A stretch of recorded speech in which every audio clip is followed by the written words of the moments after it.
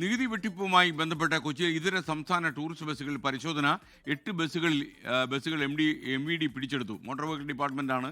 റാഫി കരീം കൊച്ചിയിൽ നിന്ന് വിവരങ്ങൾ നൽകുന്നു.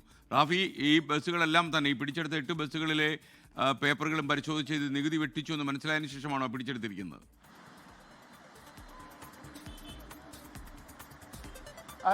തീർച്ചയായും ഈ പിടിച്ചെടുത്ത 8 ബസ്സുകളെ കൂടാതെ 28 ബസ്സുകൾക്കെതിരെ കേസും എടുത്തിട്ടുണ്ട്. സംസ്ഥാനത്ത് നികുതി വെട്ടിപ്പ് നടത്തിയതിന്റെ പേരിലാണ് ഈ ബസ്സുകൾ പിടിച്ചെടുത്തത്. അതായത് കേരളത്തിലേക്ക് യാത്രക്കാരുമായി വരുന്ന ഇതര സംസ്ഥാനങ്ങളിൽ രജിസ്റ്റർ ചെയ്ത ബസ്സുകൾ അവർ കേരളത്തിൽ അടയ്ക്കേണ്ട നികുതി അടയ്ക്കാത്തതിനെ തുടർന്നാണ് ഇത്തരത്തിലൊരു നടപടി ഉണ്ടായിരിക്കുന്നത്. ഇന്ന് രാവിലെ 3 മണിക്കാണ് എൻഫോഴ്സ്മെന്റ് ആർടിഒയുടെ നേതൃത്വത്തിൽ ഈ പരിശോധനകൾ ആരംഭിച്ചത്. ഇപ്പോൾ നമ്മളോടൊപ്പം ബിജു ഐസക് എൻഫോഴ്സ്മെന്റ് ആർടിഒ തന്നെ ചേരുന്നുണ്ട്. സർ, ഇപ്പോഴുള്ള പരിശോധന എന്ത് വിവരത്തിന്റെ അടിസ്ഥാനത്തിലായിരുന്നു?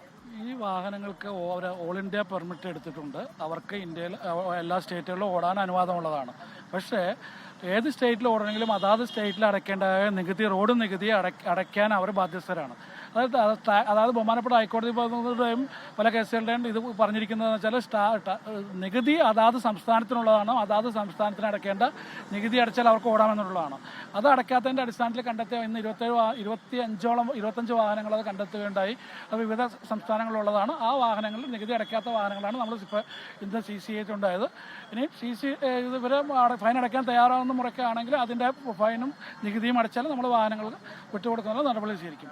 ഇത് കൂടാതെ തന്നെ പലതരത്തിലുള്ള മറ്റ് നിയമലംഘനങ്ങളും, അമിത വേഗത്തിൽ വാഹനം ഓടിക്കുക, എയറോൺ ഓടിക്കുക, റാഷ് ആൻഡ് നെഗ്ലിജൻ്റായിട്ട് വണ്ടി ഓടിക്കുന്ന, അങ്ങനെ പല വാഹനങ്ങളും കത്തിയിട്ടുണ്ടായി. അതിനകത്ത് പല കാര്യങ്ങളും കേസുകൾ ഇതിൻ്റെ കൂടെ എടുക്കുകയുണ്ടായിട്ടുണ്ട്.